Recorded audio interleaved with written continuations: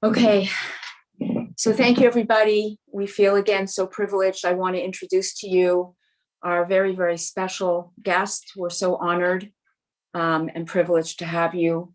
Rebbetzin Slova Jungreif Wolf is an author. She's a teacher and speaks all over the world. She carries on the work of her mother, Rebbetzin Esther Jungreis, and she wrote the parenting handbook, Raising a Child with Soul. So with that, I feel so privileged. Thank you so much. And I'm going to take myself off, Rebbetzin.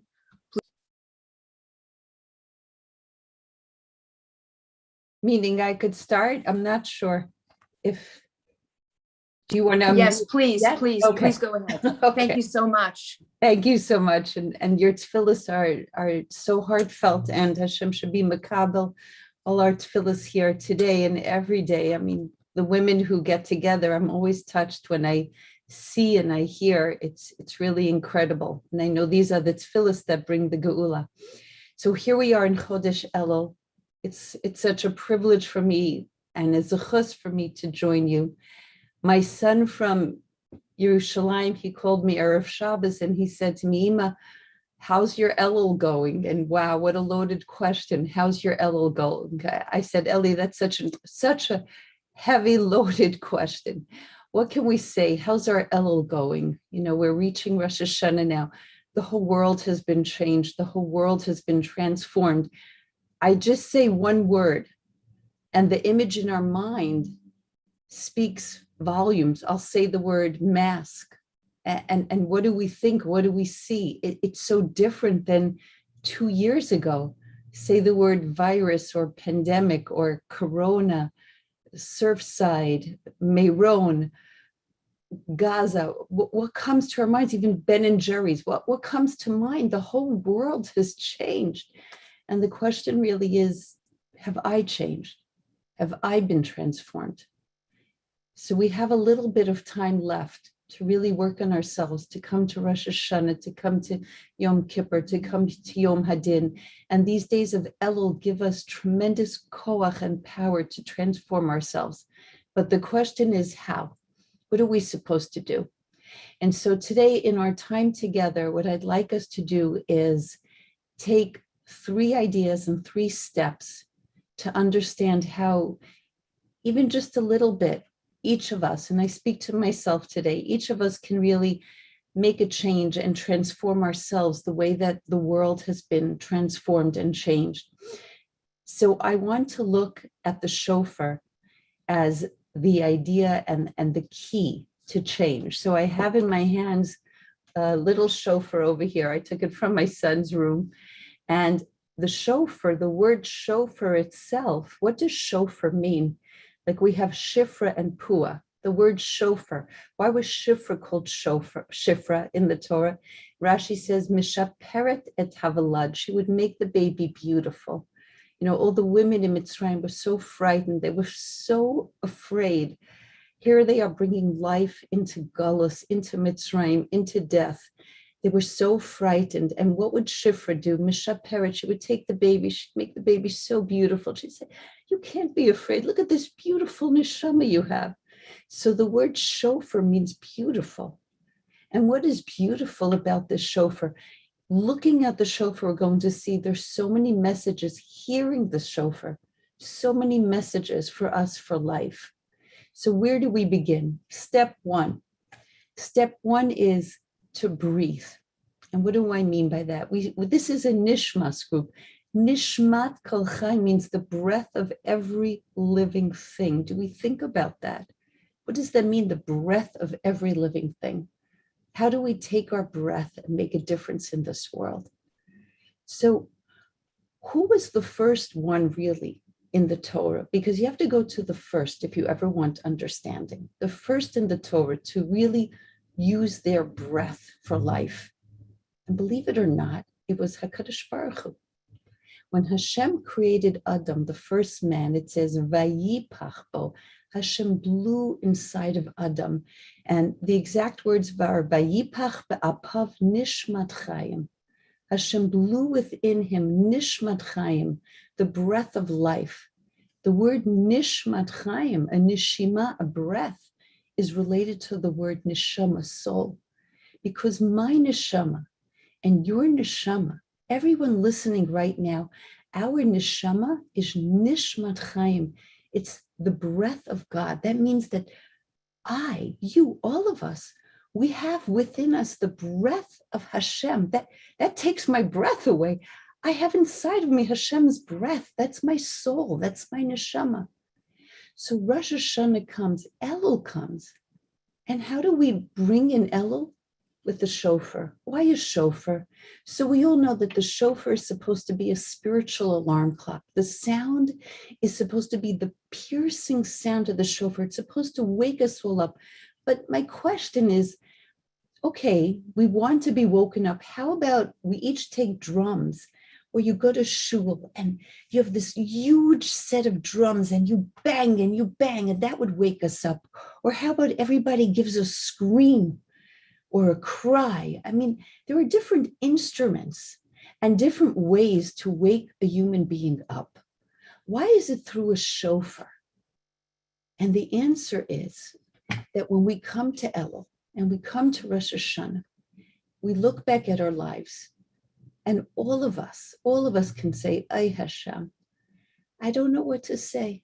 I've made a lot of mistakes. It's true. If I really reflect back on my life this year and many years, there are things I've said that I'm not always proud of, things I've done that I'm not always proud of. Sometimes it was a word, sometimes it was a tone that I used, sometimes it was an action, sometimes it was a lack of kavanah, sometimes a little bit of lashon hara, a little bit of jealousy, a little bit of this and a little bit of that. What can I say, Hashem? What can I offer you? There's only one thing that each of us can offer HaKadosh Baruch Hu, and you know what that is? My breath of life. So I take my breath on Rosh Hashanah, on every day of Elul, and we blow it back into the shofar, and we say, Hashem, just as you gave me your breath, I'm now going to blow my breath right back to you, Hashem, because this is what I can offer you.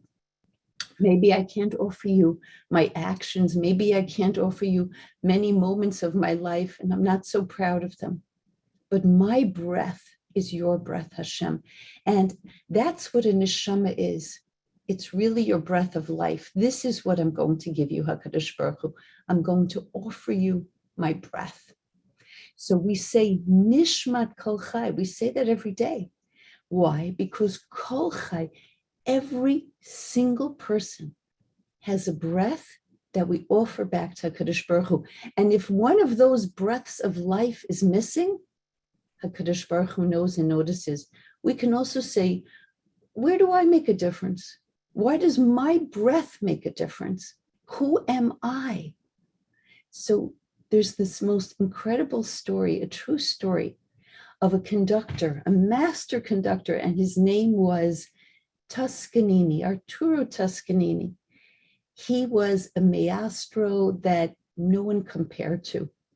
There was a writer who was writing biography about him, and he wanted very much to visit him one night in his apartment and to interview him. And Toscanini said, I'm sorry you can't come because I'm going to be listening on the radio to a concerto, and I can't have any disturbance when I listen to this music.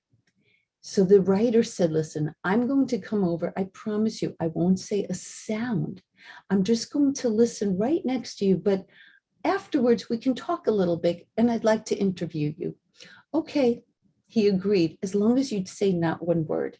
So the writer came over. They listened to this concert together on the radio. At the end of the concert, the writer says, wow, wasn't that amazing? And Toscanini says, no, it really was not amazing. And he says, what do you mean it was not amazing? He said, I'm telling you that there was supposed to be 120 pieces in that concerto. There were supposed to be 120 instruments, but there was one instrument missing. There was a violinist, and he was missing, I can tell. Are you kidding me? How can you tell? I can't believe it. And the next day, this writer called up the orchestra and he said, I would like to know, I was listening with Mr. Toscanini, was there an instrument missing? And they affirmed it. There was a violinist who right before the concert called in sick. One violinist was missing out of 120 instruments.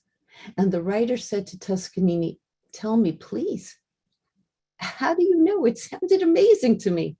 And he said, you are part of the audience. To you, everything sounds great. But I am a master conductor.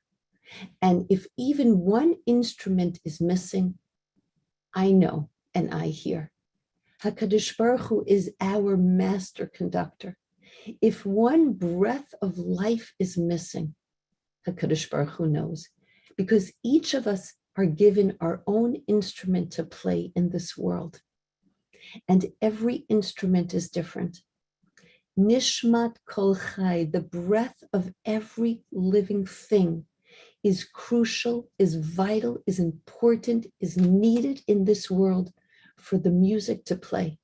So we can never doubt how important we are in this world to HaKadosh Baruch Hu.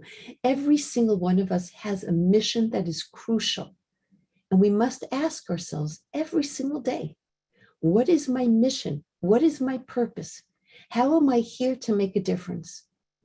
When we come to Rosh Hashanah, Nishmat Kol Chai, and we breathe into the shofar, we take this breath of life that HaKadosh Baruch Hu has given us, and we breathe back and we say, Hashem, maybe I don't have much to offer you right now. I've made a lot of mistakes, it's true, but I do have my neshama, and I do have my breath of life. So please, HaKadosh Baruch Hu, please give me another opportunity to use this breath of life to make a difference in this world every single day. So that's step one, to take a breath. What is step two? Step two is lishmoa, to listen. Interestingly enough, on Rosh Hashanah, when we come to hearing the shofar, we don't say Baruch Atah Hashem litkoa kol shofar. Baruch Atah Hashem, blessed are you Hashem, to blow the shofar. We say lishmoa kol shofar, to hear the sound of the shofar, because the mitzvah is not to blow. Do you know what the mitzvah is for each of us? To listen. What does it mean to listen, to really listen? There was one person in the Torah, it says that he listened. And do you know who that is? Vayishma Yisro. Yisro heard and Yisro listened. What does that mean, to listen? To listen means that you hear and I hear what everybody else hears. But when you hear it or when I hear it, we take what we hear and we make a difference. We do something, we act upon it. Yisro heard what the whole world heard, that Am Yisrael was in Mitzrayim, that there were Nisim, that there were Niflos, that there was a Yam Suf that was split, that Am Yisrael is coming now to be Mekabel Torah. And there was not one person who got up the way that Yisro did and said, you know, enough with the nonsense, enough with the Avodah Zarah, enough with pursuing things that make no difference. I'm going to make a change in my life. And so he picked himself up and he joined Moshe Rabbeinu and he joined Am Yisrael. That's what it means to listen. Today we have no Nevi'im. How do we know when Hashem speaks to us? Hashem speaks to us through day-to-day events, through world events. As we began, we said that the whole world changed, the whole world transformed. But have we changed? And I speak to myself. Have I changed? Have I transformed? Am I the same person that I was before all this corona began, before all this challenge began?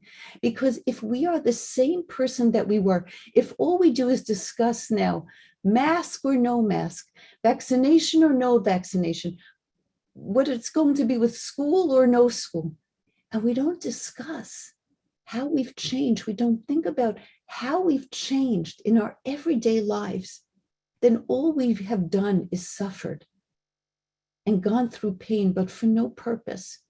If there's purpose in the suffering, if there's purpose in the pain, if there's purpose in the challenge, then we've heard Hashem speaking to us and we've made a difference in our lives. So Hashem wants us all to go through this, not just to suffer, not just to feel pain, not just to have another story to tell, but Vayishma Yisro, to be like Yisro. Lishmoa Kol Shofar, to hear the sound of the piercing spiritual alarm clock that is going on in the world today. And to know that we make a difference. It doesn't have to be something huge, but even little, to set a goal for ourselves. Think about just one thing before we daven. Before we daven, to take a siddur. In my siddur, I have my siddur right next to me. I found something so beautiful and I underlined it. You know, if you take a highlighter and you underline different psukim, then when you daven, they jump out at you and you think for a second as you daven.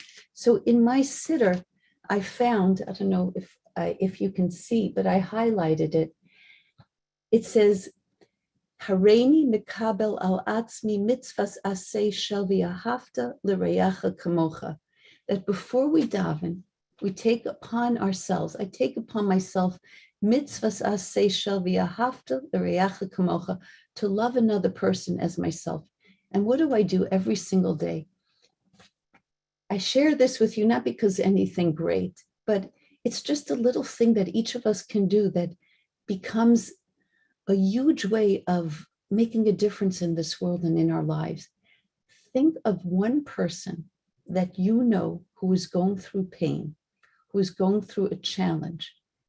And every single day before you daven, take a moment, feel their pain, imagine what they are going through, and make a tefillah for them.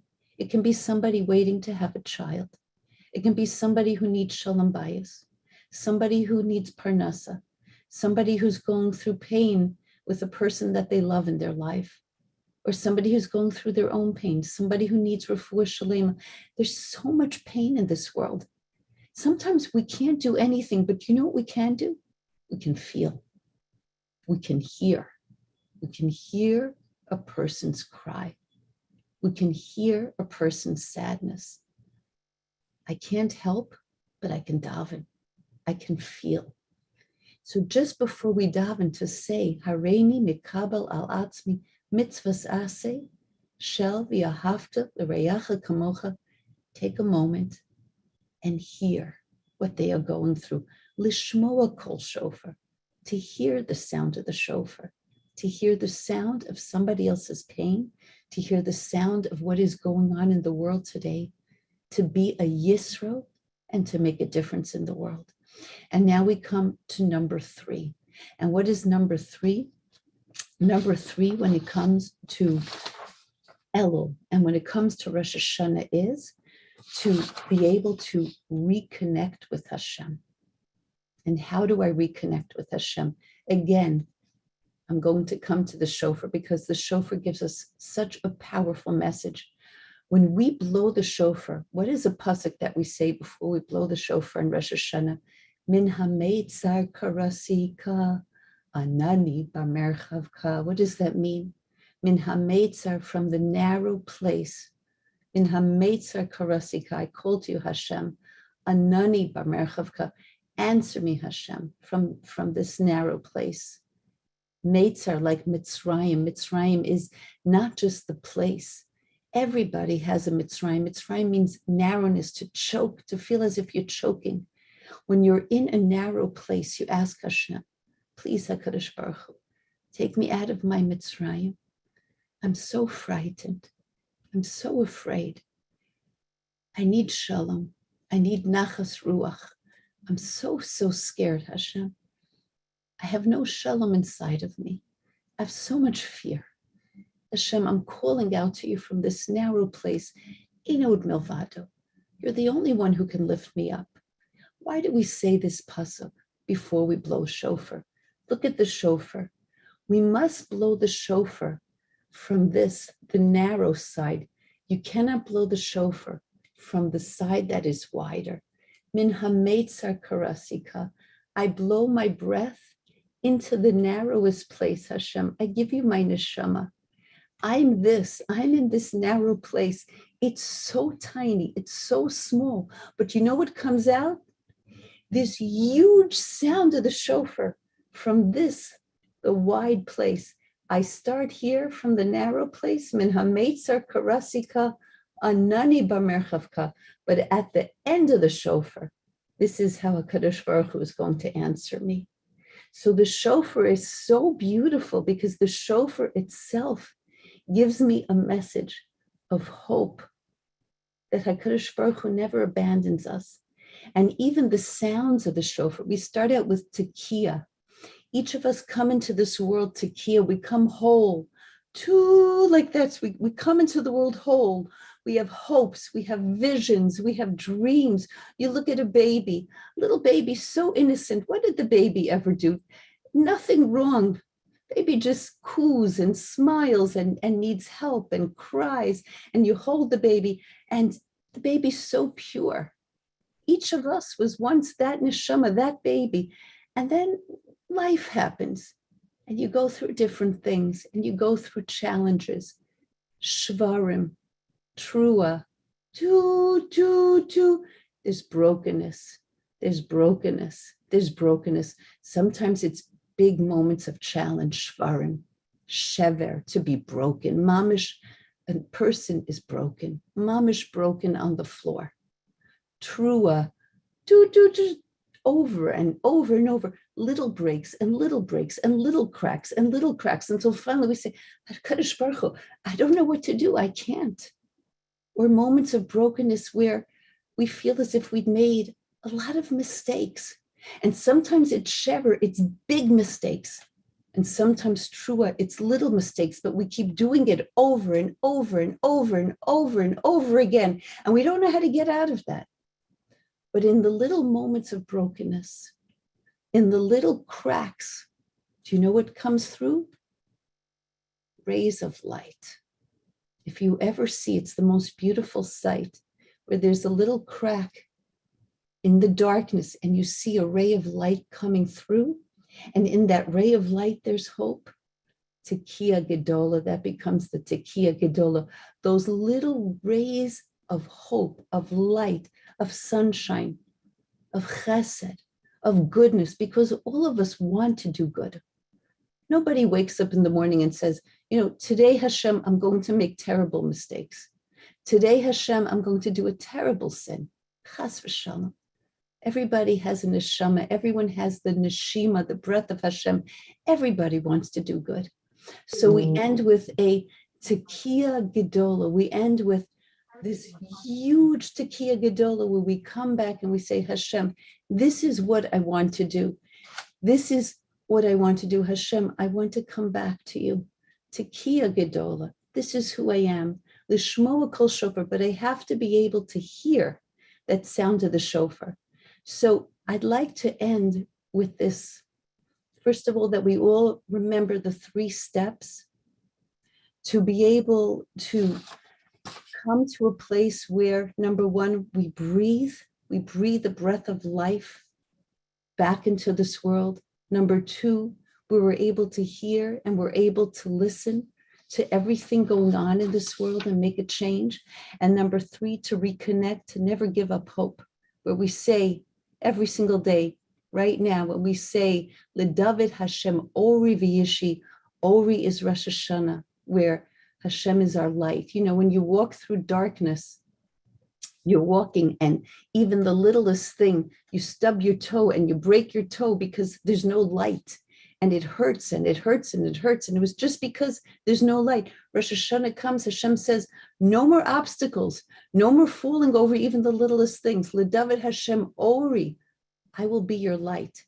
But how do we end? Kaveh el Hashem, hope to Hashem. Chazak v'yamitz libecha. Have courage, be strong in your heart. V'kaveh el Hashem, and hope to Hashem. Why do we say it over and over? Kaveh el Hashem, Kaveh el Hashem. Because there are moments in life where you daven and you daven and you daven and you feel as if you're not answered. So David HaMelech is telling us, I know exactly what you're thinking. Give up, chas v'shalom. Kavel Hashem, you hope to Hashem, you daven. Nothing happens. Chazak v'yamitz libecha. Have strength and courage in your heart. V'kavel Hashem, and then hope and pound on Hashem's door again. V'kavel Hashem. So since this is a Nishmas group, I want to end with this. There's a woman who studies with me, and we've studied together for years and years, and she hosts amazing classes in her home. And a few years ago, when she was going through some challenge, I told her about the power of Nishmas. So she took this tefillah of Nishmas to heart, and she saw tremendous nisim and niflos in her life. I asked her for this group, to write me up a little bit so I could share with you, so that Kavel Hashem, Chazak v'yamitz libecha, but Kavel Hashem, that we not give up, because sometimes you say, I davened and I davened and I davened and I don't see Yeshua. We have to keep on going. We don't stop. So she actually wrote me 2 pages worth of beautiful Yeshuos that she saw in her life, which of course I can't share with you 2 pages worth, but I'm going to share with you the end of her email to me. And I want to read it to you. It's about the last beautiful baby that she had, whose name is Batsheva. Her name is Esther. Her name is Sheena.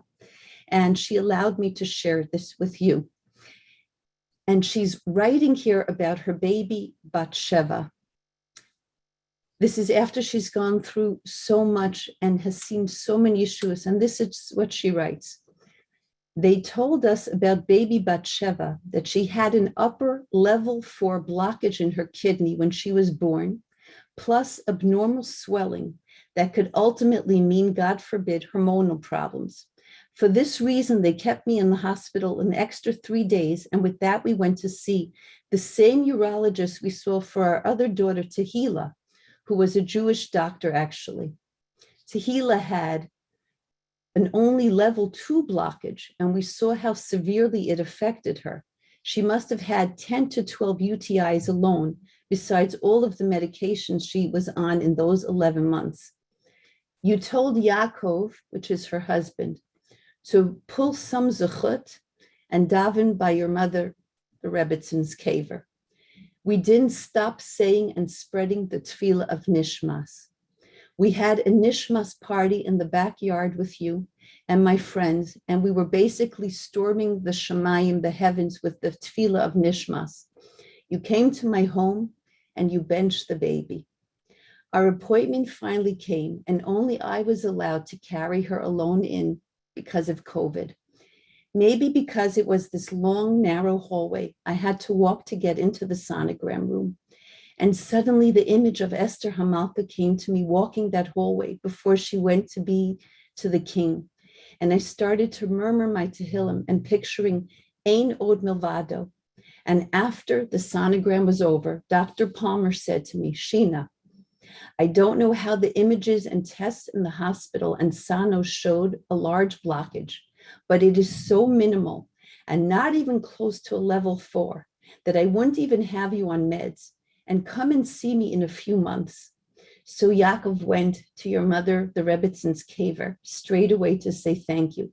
And I said Mizmar L'Soda in the car with you out loud, because I told Sheena, Esther, that my mother taught me that whenever you have a Basura Tova, a good news in life, and I see Mizmar L'Soda is on the screen, to say to Tehillim Kuf, stop what you're doing and say Mizmar L'Soda. This is the power of Nishmas. And on my second appointment, it kept getting pushed off again and again, and the same thing happened. Esther Hamalka's vision came to me while I was walking to the Sana room, and I was picturing the king, Hashem of the world, and I was begging for a Yeshua. And I only realized after that it was literally Erev Purim, Tanis Esther that morning. I'll never forget Dr. Palmer's face. He said it exactly like this. I am in a scientific realm. I cannot explain what is going on because there is no longer anything there. And how can there be something that like this happening? There is nothing from something. It is illogical. He said the blockage was so small, he couldn't even see it anymore. It just doesn't even exist. And of course I said, You mean this is a miracle? This is a nace? To which this doctor, who does not believe, said, yes. I actually sent his office waiting room a stack of Nishmas cards, and I sent him a personalized Tehillim. And I had a huge Seudat Hoda where I went to her home, and in her backyard, we had the most incredible Nishmas party. Chazde Hashem, Hodu Hashem Kito, Kili Olam Chazdo. Nishmas has carried us through so many huge challenges. And so at the end of that party, we carried baby Bat Sheva in, and I gave her another bracha. We all gave a bracha to this Nishmas baby, because that's what I call her, a Nishmas baby. Kavel Hashem, Chazak v'yamitz libecha, Kavel Hashem. Keep going with the Nishmas, because your Nishmas tefillah carries us through. Use your neshima, use your breath of life to bring Geula and Yeshua and Refuah to the world. Hashem should give us all a good gebenched yar, and know that every neshima, every breath, every single one of you count in this world.